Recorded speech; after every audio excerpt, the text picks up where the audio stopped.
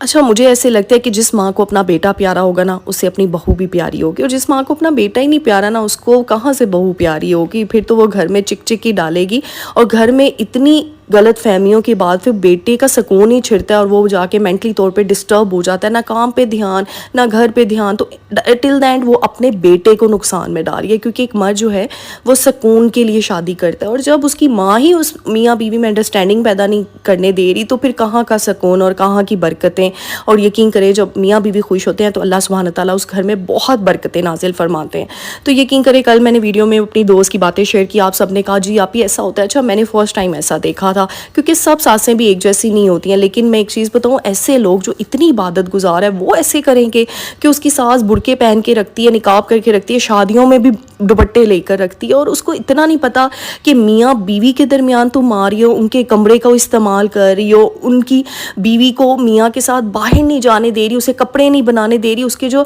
अजवाजी हक हैं वो ही नहीं अदा अपने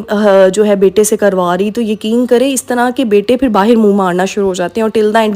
गुनाह किसको मिलते हैं। और माएँ बड़ी खुश होती हैं शुरू में कि भाई अच्छी बात है, हमारी बहू के साथ नहीं इतनी अटैचमेंट हो रही, लेकिन वो टिल द एंड उसने अटैचमेंट बेटे ने कहीं ना कहीं तो लेनी है, फिर वो बाहर मुँह मारता फिरेगा। तो इन शॉर्ट मुझे ऐसे लगता है कि ऐसे लोग ना तकब्बुर और गरूर में जा चुके हैं, अपनी इबादतों के तकब्बुर में। लेकिन एक चीज़ बता दूं, अल्लाह ने सिर्फ मासूम दिल देखना है, नीयत देखनी है, खालिस नीयत, उसके साथ इबादत करो। वरना इब्लीस ने भी बड़ी इबादतें की थी, वो तो सबसे ज़्यादा जो है इबादत गुजार फरिश्ता था किसी ज़माने में। लेकिन अल्लाह सुब्हान ताला ने उसके दिल का कीना देख लिया, बुक्स देख लिया, हसद देख लिया था, उसकी नफ़रत देख ली थी, उसके दिल में गरूर और तकब्बुर देख लिया था कि वो अपने आप को बहुत ज़्यादा फजीलत और तकब्बुर वाला समझना शुरू हो गया था, अफजल। तो फिर इसीलिए अल्लाह सुब्हान ताला देखें, वो तो दिलों के राज जानता है, और हमें तो कुरान की हिस्ट्री से ही सबक मिलता है कि गरूर और तकब्बुर का अंजाम बहुत बुरा है।